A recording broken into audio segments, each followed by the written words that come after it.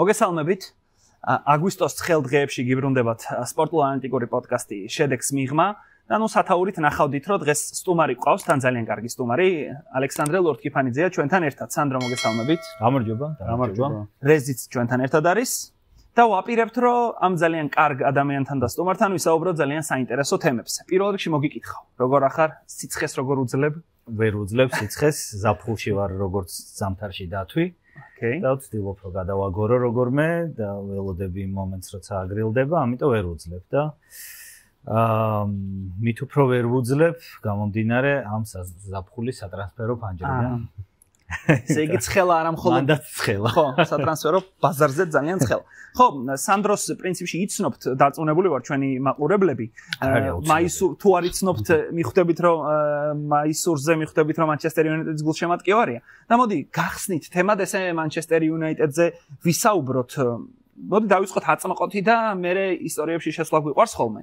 გიორგი ბაქრაძე ყავდა სხვათა შორის ცოტა ხნით ადრე. ვიცი და დღეს სხვათა შორის ლაპარაკობდით რომ რა თემაზე ვისაუბრებთ ჩემ მეგობართან და ვახსენე რომ გიორგი ბაქრაძესთან რაც სუდი იყო სათქმელი მანჩესტერზე ყველაფერი ითქვა მეთქი და მე შედარებით უფრო მსუბუქად გამოვალ ალბათ. კი ბატონო, მოდი ახალ სეზონზე მოლოდინით დავიწყოთ პრინციპში. რას ველით? მანჩესტერი საკმაოდ აქტიურია, ხო? კუნია გაიფორმა, ბუემო გაიფორმა, აი ბაქრაძე რო ყავდა მაშინ ბუემო არ იყო მაგალითად. კი. და როგორც ამბობენ, იწევენ კიდევ სტრაიკერზე და ერთ ნახევარმცველზე მაინც. მე გამიხარდებოდა მეკარეზე გაეწიათ, იმიტომ რომ ძალიან უკმაყოფილო ვარ ამჟამინდელი სიტუაციით ჩვენს კარში.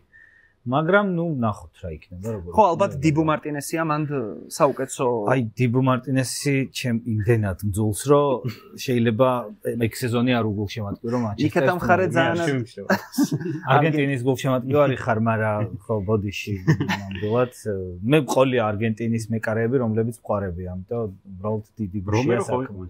რომერო იყო ხო, მე მაგალითად როა მიყვარდა. მიუხედავად იმისა, რომ ამწარებდა ინგლისის იმ პერიოდში, მაგრამ რაღაცნაირად მომწონდა.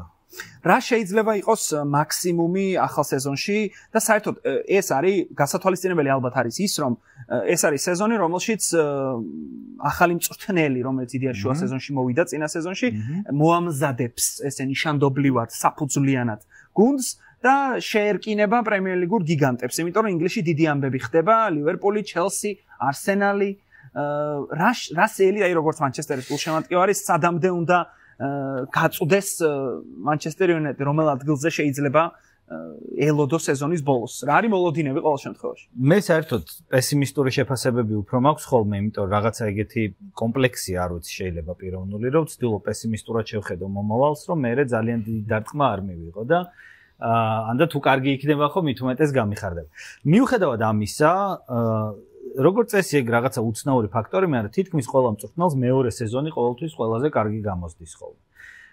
მე ვიღაცა ინარჩუნებს ამ კარგობას, ვიღაც ვერ. წელს მგონია, რომ მანჩესტერს ექნება გასაკვირად წარმატებული სეზონი. ესეთი პარადოქსული მოლოდინია იმ ფონზე, როცა ახლა ვამბობდით ჩელსიმ რაღაც 8 ფეხბურთელი უკვე დაიმატა, ლივერპულმა ნაკლები, მაგრამ ძალიან ბევრად ხარისხიანი, ასე ვთქვათ. და ყველა გუნდი ძალიან აქტიურია ბაზარზე, აგერა არსენალი, სიტი, ტოტენჰემმაც კი ძალიან ბევრი კარგი ფეხბურთელი გაიფორმა, ხო?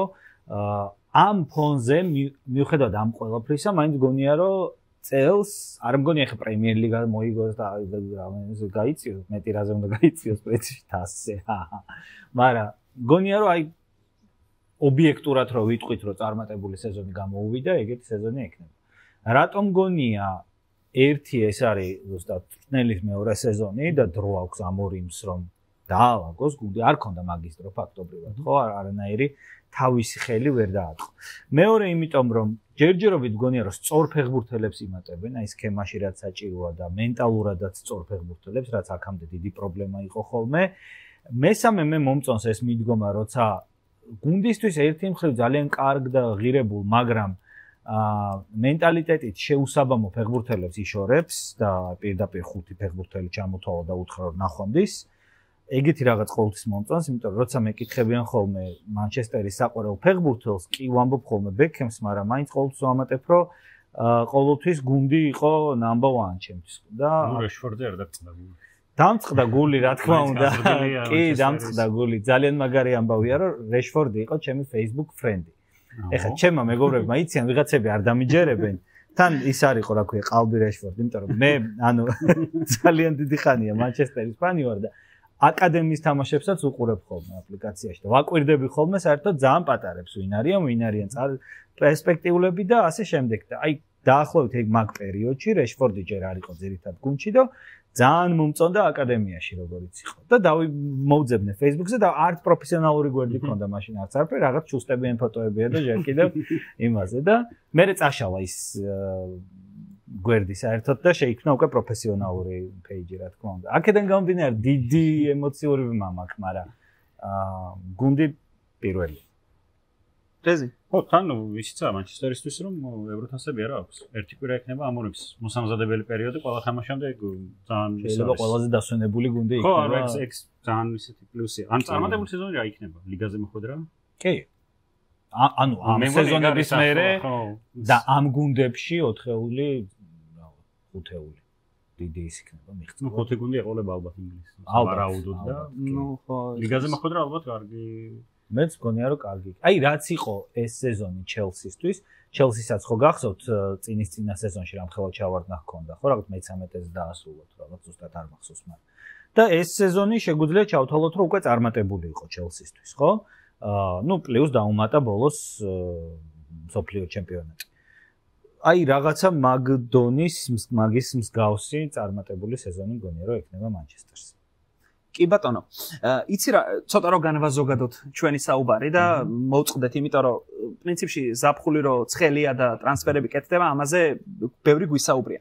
მოდი ცოტა ზოგადად დაგისვამ კითხვას. დიდი ხანია მანჩესტერის გულშემატკივარი ხარ.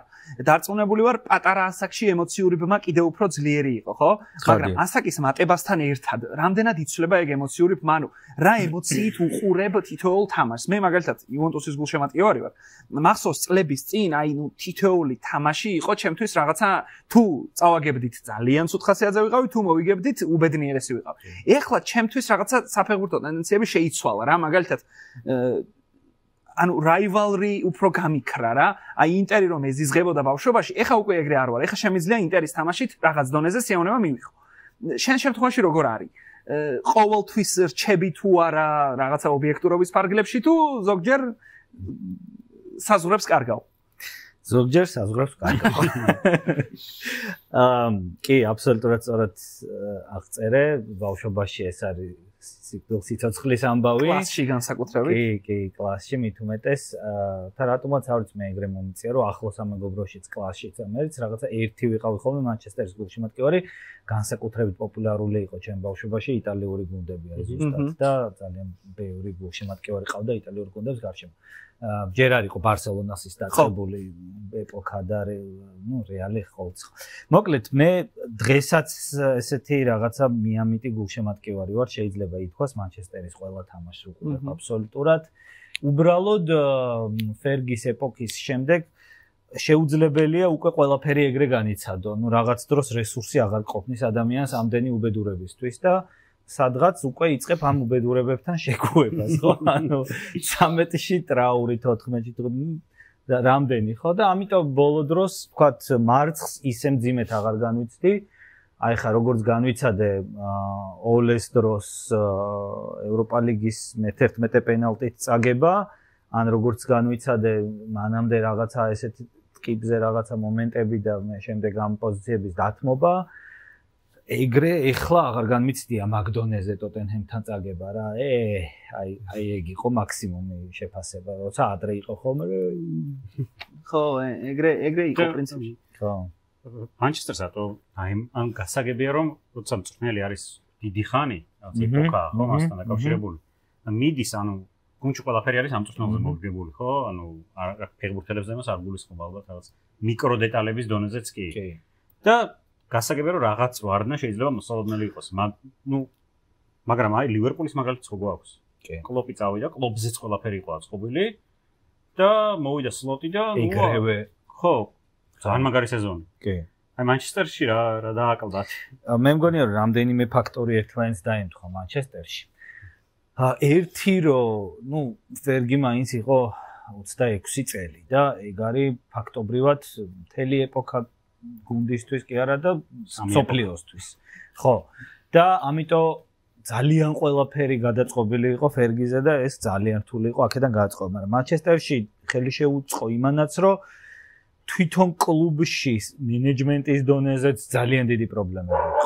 აი ხო, არაერთ ფეხბურთელს უხსენებია, რონალდუც ლაპარაკობდა ამაზე წასვლის მერე და სხვაებიც, რომ აი იმდენად იმ დონემდე დიდი პრობლემებია, რომ აი სტადიონზე რო შეხვალ და რო დაათვალიერებ, შეგინდან უკვე მიხვდები კლუბში რა პრობლემებია, რამდენად დიდი. იქ და ეგ ვიგრძენი მართლა Old Trafford-ზე როცა ვიყავ. იმიტომ რომ მაგის თქმა მინდოდა სადღაც მოსმენილი მაქვს შენი ინტერვიუ, რომ დადიოდი და მე რაღაცა უცებ სხვა სიტუაცია დაგვხდა იქ. მახსოვს რომელ გადაცემაში უსმენე არა, Old Trafford-ზე ერთხელ ვარ ნამყოფი, უბრალოდ მანჩესტერში ვარ რამდენიმეჯერ და ყოველ ჯერზე მივდივარ ხოლმე Old Trafford-ზე, მაგრამ შიგნით ვიყავი მოახერხე ერთხელ შესვლა. რაღაც ხვისი აბონემენტით, რომელიც ესე პირატულად ვიყიდე და აი რაღაც ეგეთი ისტორია მაქვს. და ჩემი მეგობარი ვიყავით ოთარ ტატიშვილთან მე მგონი, რაღაც მოსმენელი მაქვს ეგ. მისტერ და მისის ჩოპრები ვიყავით მე და ჩემი მეგობარი, ესე შევედით. ხო და ნუ ჯერ ეგაც ხო უკვე ის არის რომ რანაირად შეიძლება ეს შემოვიცნო. მაგრამ ეგ შეიძლება ბევრგან ხდება, მაგრამ თვითონ სტადიონის მდგომარეობა, საპირფარეშოთი დაწყებული, დამთავრებული, რა ვიცი, დერეფნები და ასე შემდეგ, რავი, აი დინამო ბევრად უკეთეს მდგომარეობაშია ხალხო, როგორ გითხრათ, არ ვიცი. ეტყობოდა აი რაღაცა მიტოვებული სივრცის აი ხო, სწორკეთებენ. კი, ნუ დადეს ის რაღაცა შაპიტოს. ხო, ნახე. პროექტი. მაგრამ ნუ ჯანდაბას, ანუ ოღონდაც არ დაინგრეს შუა მატჩისას ისეთ მდგომარეობაა. მე მგონია რომ აი რა ცალკე გლეიზერებმა გამოწურეს, ცალკე მწვრთნელიც აღარ და არ გაგვიმართლა მაგამ ბავშვიც და რაღაცა ფეხბურთელების თაობაც ძალიან ისე აი ფერგისთან ერთად ერთ-ორ წელიწადში უკვე ის თაობა და ის საყრდენები ფეხბურთელების თვალსაზრისით ვინც იყვნენ მანამდე იმათმაც ისინიც წავიდნენ. და რაღაცა ყველაფერი ერთმანეთს დაემთხვა და მე ვეღარ დადგა ფეხზე, იმიტომ რომ ყველამ თავისი აზრი განავითარა, როგორ უნდა გადარჩენილიყო ეს. ძალიან ბევრი რადიკალურად განსხვავებული წვნილი მოყავდა. ხო. ისე ხო მართლი რომ მაგალითად მე ესე ვუყურებ რომ 90-იანი წლების ბოლო იყო პერიოდი, როცა ფეხბურთში დაიწყო მთავარი დიფერენციაცია, რომ დიდრები წავიდნენ ზემოთ და უკვე ვეღარ ეწევიან ღარიბები. და მე ესე ვუყურებ რომ ვისაც მაშინ გაუმართლა და აღმოჩნდა კარგ ზონაში ისინი დარჩნენ მე გრანდებად. კი. ხო, მანჩესტერს მაშინ გაუმართლა უბრალოდ. თორემ შეიძლება და სხვა, ნუ იმის მერე დაწევის შანსი არის თუ მოდის ძალიან დიდი ფული, ხო? ჩელსიში, სიტიში, პარის სენ-ჟერმენში და ასე შემდეგ. სხვანაირად უკვე თუ იდება დიდი. ხო, თან ეს გუნდები, რომლებიც წინ წავიდნენ, უკვე თავსაც იცავენ ამ ფინანსური ფეირპლეით, რეალურად თავს იცავს. იცავს გრანდი თავს. კი, და მანჩესტერი ხო არ გაუმართლა მაშინ. მე ვთვლი რომ ეს ამ გუნდებს რაღაც გუნდებს გაუმართლა აშკარად, აი მანჩესტერსაც არსენალს გამართლებაში რას გულისხმობ რო დავაზუსტო. მაგალითად ის რომ ფერგიუსონი ყავდა. არსენალს გაუმართლა რომ მაშინ ვენგერი ყავდა. და ვენგერი ძალიან პროგრესული მწვრთნელი იყო იმ თაობი, იმ პერიოდის ფეხბურთის გადმოსახედიდან.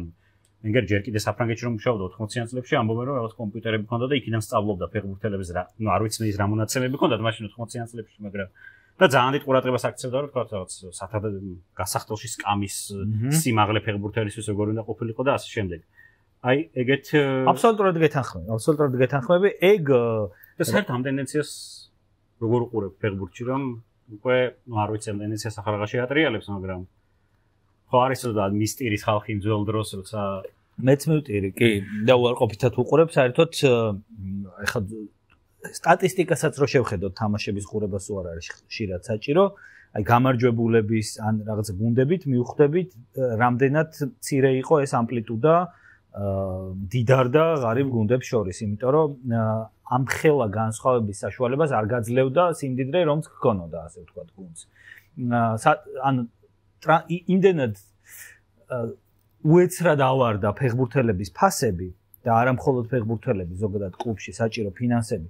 იმდენად უეცრად გაიზარდა და 100 და 100 მილიონს და 200 მილიონს და ასე შემდეგ, რომ ელემენტარულად პატარა კლუბებს არ აქვთ შანსიც კი არ აქვს თეორიული იმისი, რომ კარგი გუნდი ერთ წელზე მეტხანს შეინარჩუნონ.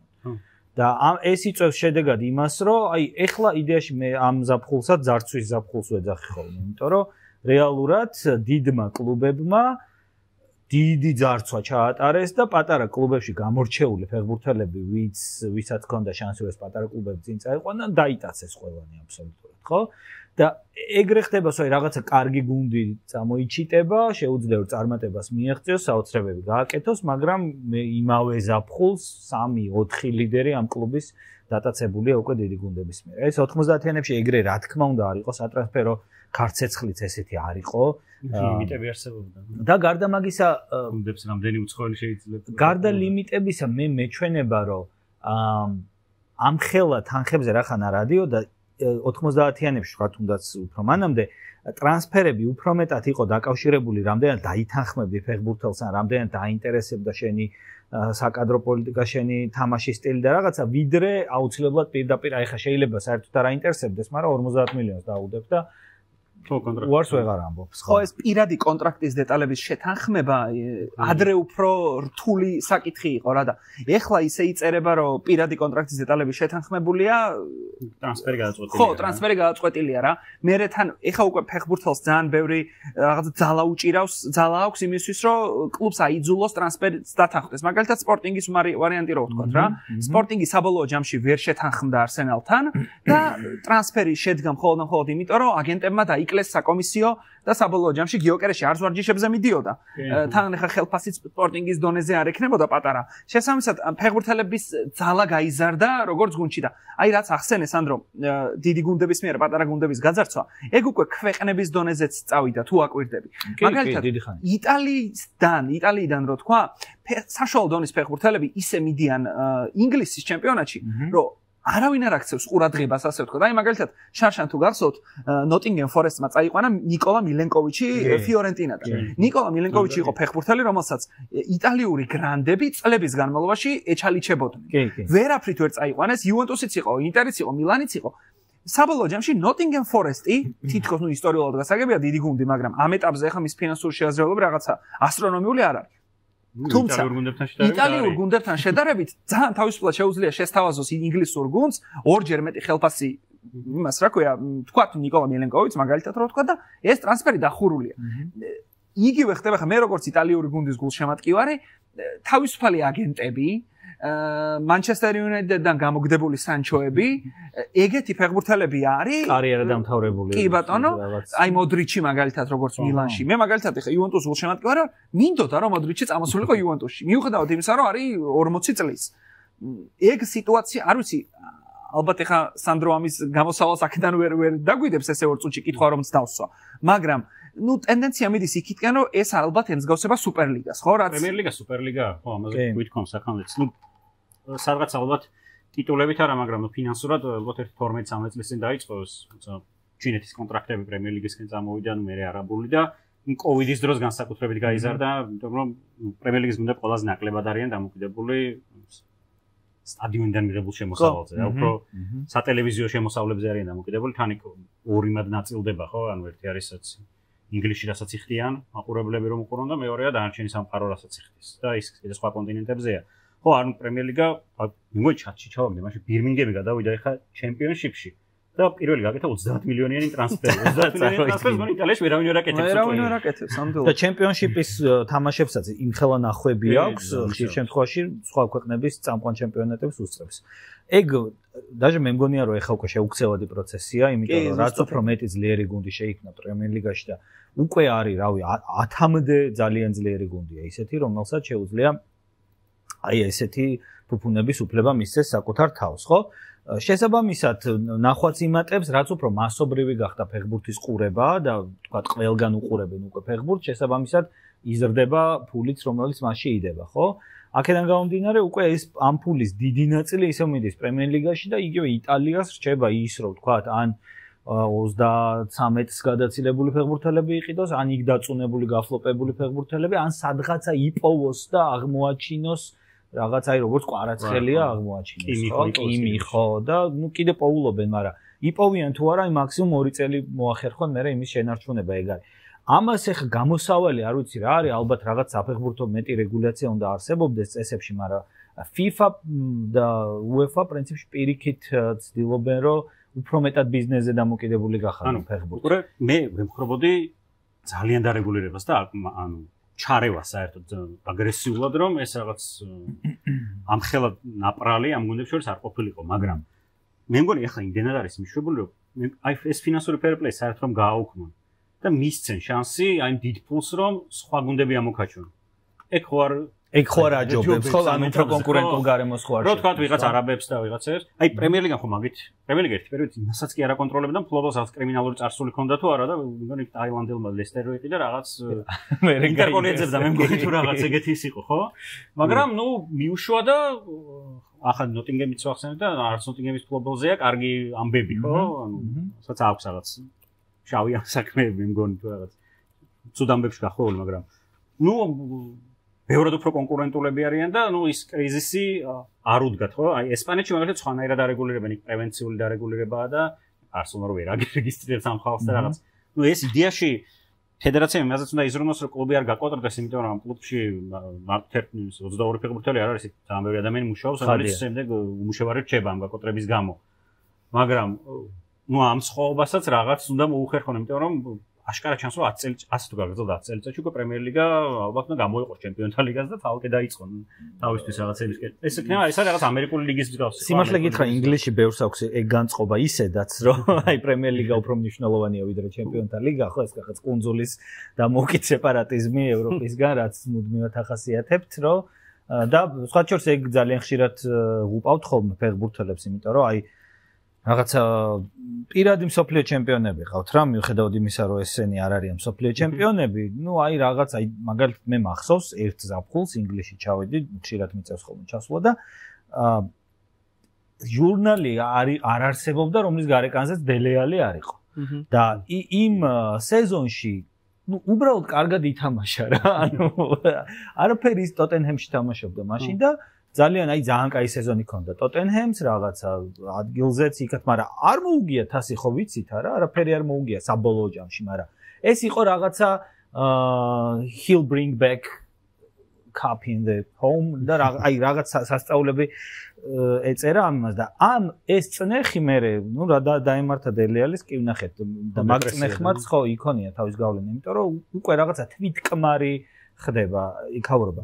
მაგრამ მეორე მომენტია ეს რომ გაიხსნას ბოლომდე ისევ პრემიერ ლიგის კლუბებს იყიდიან მე მგონი ამ შემთხვევაში ეს მდიდარი ბიძები არა, იმიტომ რომ თქვათ მეტი შემოსავალი, მეტი ფული იქ დატრიალდება. ხო, პრემიერ ლიგის გუნდის ყიდვა არის და ანუ კრონკე საშინლად მართავდა არსენალს, მაგრამ ყოველთვის მოგებაში იყო. ხო, ფინანსურად გლეიზერები ფინანსურად კარგად მართავდნენ. სპორტული გუნდები მართავდნენ კლუბი იყო მანჩესტერი, ხო. სპორტული გუნდები მართავდნენ ცუდად. ნუ სპონსორებიც იმდენი ყავდათ რა ბოლოს სავარჯიშო ფორმაზე რაღაც სახელოს პატარა იმას იწერდნენ და რაღაც. კი და ანუ მაგ თვალსაზრისით დღესაც სამეულში როა მე უბრალოდ აი ვერ ხვდებ ნებისმიერ სხვა კლუბი აიღეთ, რომელიც ბოლო 13 წელია უბრალოდ წარუმატებელი გუნდია. აი ნებისმიერი სხვა ჩემპიონატში ან სხვა ინგლისური კლუბი რო ავიღოთ, ბოლო 13 წელია ერთხელ ევროპა ლიგა მოიგო და რამდენიმეჯერ თასი, ხო?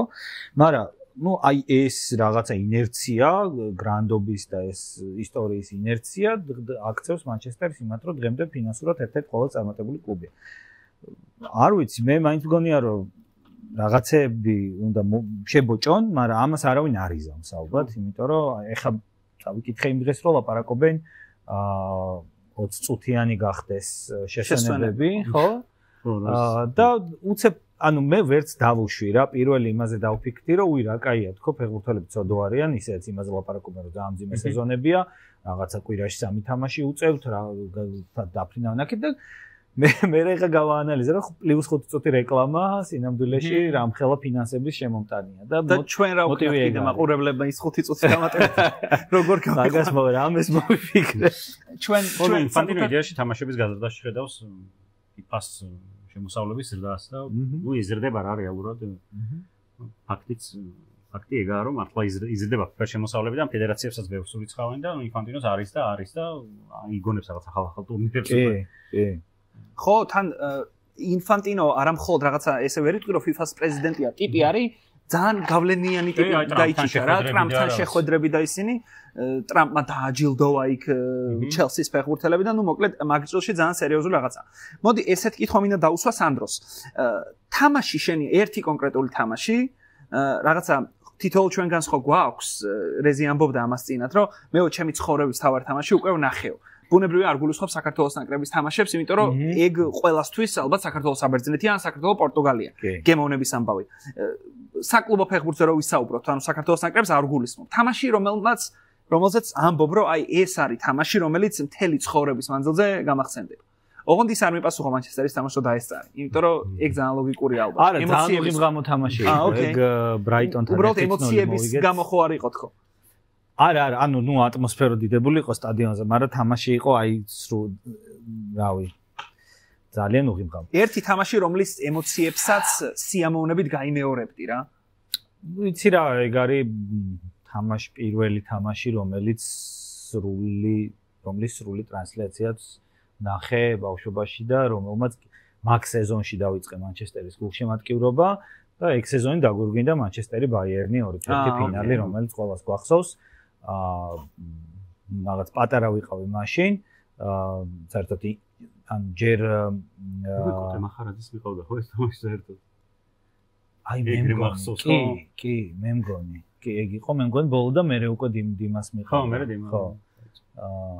და აი ეგ იყო რაღაც სასწაული, იმიტომ რომ ბოლოს უკვე აღარ მჯეროდა, რომ რამე შეიძლება შეცვლილიყო და აი უბრალოდ არ ვიცი, რაღაც ყვიროდი, ჩხაოდი, კიოდი და დავხიე ტანსაცმელი, რაღაც სასწაული დამემართა და ეგ ემოცია იმდენად ძლიერი იყო, ხშირად ვამბობ ხოლმე, რომ აი ეს ჩემი მანჩესტერის გულშემატკივრობისადმი ესეთი მდგრადი განწყობილება ალბათ მაგან განაპირობა თქო, რომ იმდენად დიდი სასწაული ვნახე ბავშვმა რაღაცა როცა ავირჩიე ეს გუნდი საგულშემატკივროდ, იმიტომ რომ ინგლისის გულშემატკივარი ვიყავი უფრო მანამდე და რაღაც ინგლისის ნაკრებიდან გამომდინარე ავირჩიე მე მანჩესტერი. რაღაც ბექემის კოულზი და ასე შემდეგ. რო აი არ ვიცი, ალბათ მაგაზე დიდი სასწაული რა უნდა ვნახო, ანუ მოსკოვის ფინალი არ იყო მაინც. ისიც ძალიან დრამატული იყო და რაღაც ბოლო წამამდე და იმაზე დიდი ემოციები განიცადა, მაგრამ იმას მაინც ვეღარ შეედარა.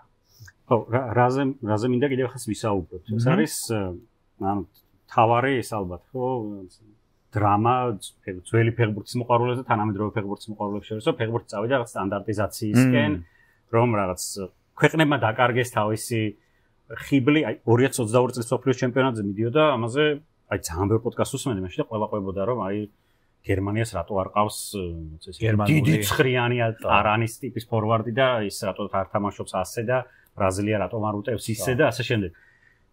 მე ვარ სრულიად საპირისპირო მხარეს. მე ვთვლი რომ ფეხბურთი ახლა არის პიკში. და ამაზე უკეთესი ფეხბურთი არასდროს არ ყოფილა.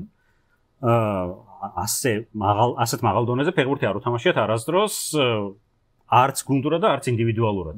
უბრალოდ მე მიმაჩნია რომ რაღაც ადამიანს აქვს ყოველდღე წარსულის მიმართ ნოსტალგია. მე ვთვლი ხავი ბევრად უკეთესი ნახევარმცველი ვიდრე ზიდანი, უბრალოდ ზიდანის ყველა თამაში არ გვაქვს ჩვენ ნახი, მაშინ არ იყო იქ მისაწვდომი. აი შენ მაგ თემას როგორ უყურებ? ან სტანდარტიზაციის თემას და აი თანამედროვე ფეხბურთის ძველის დაპირისპირებას. რაღაც ცოტა ფილოსოფიურად შეიძლება აი გავშალოთ.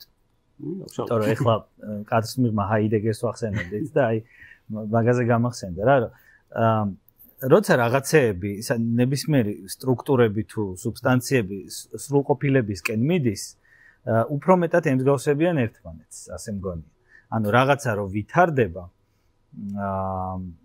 რაც უფრო მაღალ დონეს აღწევს, უფრო მეტად ხდება ერთგვაროვანი, ვიდრე ეს არის განვითარების დასაწყისში.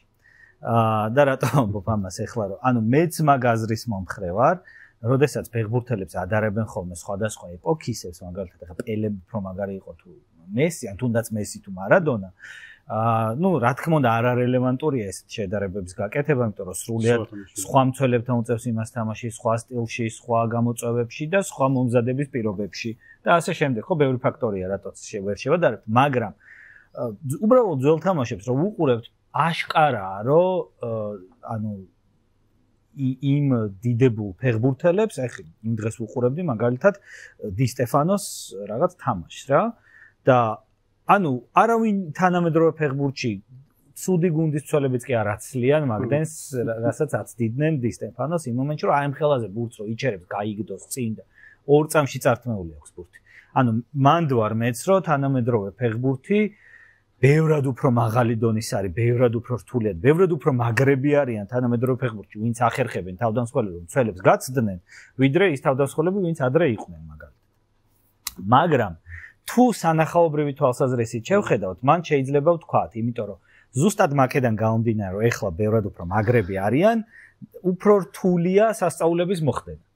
და უფრო მარტივი იყო, ასე მგონია, მაგ სასწაულების მოხდენა ადრე. მე აი ძველ ფეხბურთს 80-იანი წლების ფეხბურთის ნოსტალგია როცა მაქვს ხოლმე, ვუყურებ ხოლმე ქალთა ფეხბურთს მაგ დროს. ეს არ ვიცი ხე იმედია სექსისტურად არ ჟღერს, მაგრამ იქიდან გამომდინარე, რომ ჯერჯერობით ფიზიკურად ქალები ვერ არიან კაცების დონეზე ფეხბურთში, ხო? უფრო მეტი სივრცეებია, უფრო გახსნილია ფეხბურთის შეცდომები, მეტია და შესაბამისად ლამაზი მომენტებიც ხშირად მეტი გამოდის ხოლმე რა და ამიტომ მგონია რომ თუ სანახაობრივი თვალსაზრისით შევხედავთ შეიძლება ადეკვატური იყოს ეგ შეფასება რომ ადრე მეტი ვაუ მომენტი იყო და ეხლა ეგ ვაუ მომენტი ხშირ შემთხვევაში გადაზღვეულია ანუ გუნდები მზად არიან რომ ეს ვაუ მომენტი არ მოხდეს და ამიტომ რთულია უფრო მაგის გაკეთება ამიტომ უფრო სქემატურია ამიტომ უფრო გადავიდა წინასწარგათვლილ კომბინაციებზე, წინასწარგათვლილ სქემებზე და ესე აღარ არის რომ ვიღაცა გავარდა და ჰოპ და რაღაც სასწაული მოახდა. იშვიათია. ხო, აი კვარაზე ამბობენ ხოლმე, რაღაც ძველებური ფეხბურთელია, იმიტომ რომ არაორდინალურ გადაწყვეტილებებს იღებს, რაც იშვიათია ამ ფეხბურთში, იმიტომ რომ ამ არაორდინალურობამ რო გარისკო და უცებ ბურთი დაკარგო, შეიძლება დაღუპოს გუნდი და მწვრთნელებიც ალმხელა სივრცეს ალბათ არ აძლევენ ფეხბურთელებს იმპროვიზაციისთვის. ამიტომ აი რავი ამ სრულყოფილებას თავის მხრივ მოაქვს უფრო ჩაკეტილი ფეხბურთი. მე ვთვლი აი ძალიან დიდი განსხვავება ამ მხრივ ჩანს სანაკრებო ფეხბურთს და საკლუბო ფეხბურთს შორის. როცა საკლუბო ფეხბურთში მთელ სეზონს ერთად ატარებენ ყოველდღიური ვარჯიშები რაღაც და ეს ყველაფერი უკვე ძალიან სქემაში მოექცა და მე უცებ მიდიან ნაკრებში და ერთი კვირა, ორი კვირა ერთად და მორჩა და აი ამიტომ ხარისხში ძალიან დიდი სხვაობაა. მაგრამ დრამებია ბევრი სანაკრებო ფეხბურთში მსოფლიო ჩემპიონატზე რომ ყველაზე მაგარი ფინალი და ყველაზე მაგარი თამაში ისტორიაში და რაღაც რეალურად ხარისხობრივად რო შეხედო იმ თამაშს საშინელება იყო ანუ იმდენი უაზრო შეცდომა დაუშვეს იქ ფეხბურთელებმა მაგრამ ნუ დრამა იყო ძალიან დიდი და ამას მოიტანა ეს რაღაც განცდა რომ ეს იყო ყველაზე დიდი სანახაობა რაც ვნახეთ მოედანზე ხო მაგრამ წეგანდელი შენიშვნა იმასაც ხო არ ეხებოდა რომ ავთენტურობა დაკარგეს ნაკრებებმა. ხო, აი ჩვენ სულ აი რაღაცა ინგლისური გუნდი როგორ თამაშობს, გერმანული როგორ, ბრაზილიური როგორ, რაღაცა ყველას თავისი სახე ჰქონდა და თავისი სათქმელი და შეიძლება მაგის სტანდარტიზებაც მოხდა, ხო? ანუ გერმანელები ათამაშდნენ ბრაზილიელებივით, ბრაზილიელები გერმანელებივით. გერმანელების წესი იყო, იმიტომ იყო ტრაგედია იმ პოდკასტში ბოლო ორ მსოფლიო ჩემპიონატზე ჯგუფში ჩარჩნენ, მაგრამ 2014-ში სხვა ასე თამაშობდა გერმანია. როგორც თამაშობს ესპანეთი და მაშინ გაიხდნენ, ხო? ნუ აქ ტურნირის სპეციფიკას აქვს მნიშვნელობა, რომ ჯგუფში თუ იქ ერთი თამაში წააგე, უკვე მძიმე დღეში ვარდები. ეს ერთი თამაში შეიძლება ყველამ წააგოს.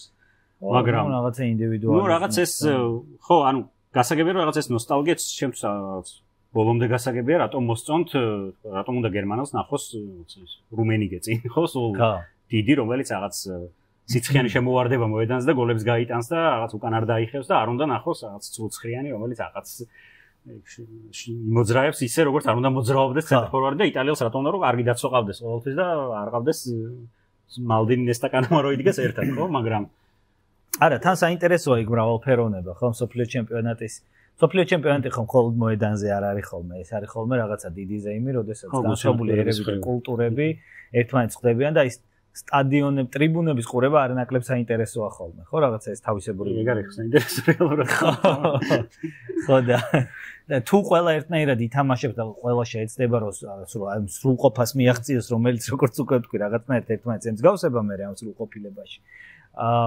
მე ნაკლებ საინტერესო გახდება ალბათ, ხო? იმიტომ რომ იმათი გინდა ნახო მეტი რაღაცა. კარგი, იმდენად ფილოსოფიურ საუბრებში გადავეშვით. მე გადაცემის შუაში მინდა გთხოვოთ, რომ დაალაიქოთ ეს ვიდეო და გამოიწეროთ ჩვენი YouTube არხი, სხვა შორის სანდროს YouTube არხიც, წიგნებისთან რომ მითითებული იქნება აღწერაში და თაროსთაობა. თაროსთაობა შეცვალეთ? არა, თაროსთაობა გვაქვს ახლა YouTube არხი, რომელსაც ვააქტიურებთ, რომელზეც ახლა ოკეი, მაშინ მაგის ლინკს გთხოვ და მაგას ჩავსვამ. მადლობა დიდი. მე მინდა ლიტერატურაზეც შეხ ტექსტებთან გაქვს ძირითადად, ხო? შეხება. კი. და აი ბორხესიდან ვიცით რომ ლიტერატურაში არის 4 მთავარი სიუჟეტი. აი ეს 4 სიუჟეტი. შენთან ფეხბურთში რა მოვლენებთან ასოცირდება?